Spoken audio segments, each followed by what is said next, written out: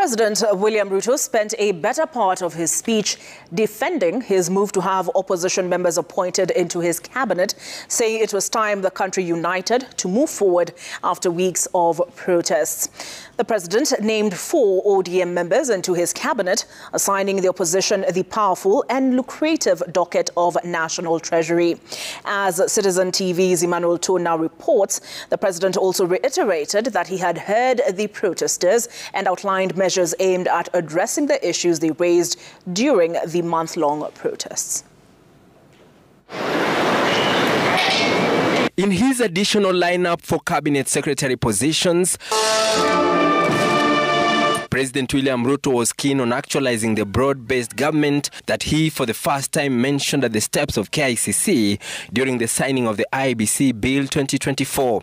ODM Chairman John Mbadi was nominated to the powerful National Treasury docket, while ODM Deputy Party leaders Ali Hassan Joho and Wycliffe Oparanya and the leader of the minority in the National Assembly, Opiyo Wandayi, also became part of the first batch of beneficiaries of the Government of National Unity. The opportunity we have to work together across political lines, across different divisions, is much more greater than the challenge and the crisis we have in our hands. The president making a case for his decision, saying he consulted widely and that the step is in the right direction.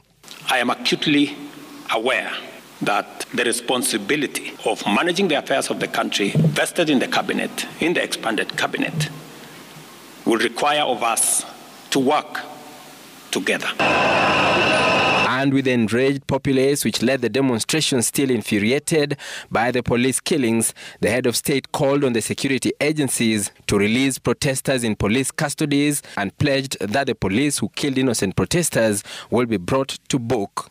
All breaches and violations by police officers must be handled expeditiously through due process with a view to giving Kenyans a police service that upholds the highest standards of integrity. The president outlining several ways in which underlying issues raised by the Gen Z protesters will be addressed, and particularly the cancer of corruption. I will be proposing amendments to the Evidence Act and the Criminal Procedure Code, among other necessary legislative amendments to all statutes relating to corruption, to expedite investigations and prosecution of corruption and economic crimes cases and provide for their conclusion within 6 months.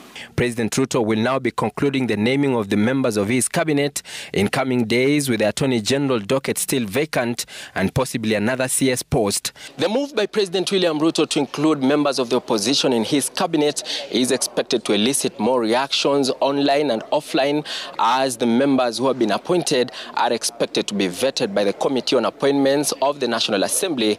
But the president maintains this is the move that will be turbocharging his administration and get him out of the current situation that has been necessitated by the demonstrations that has been witnessed in the country for the past 1 month. Emmanuel, Citizen TV.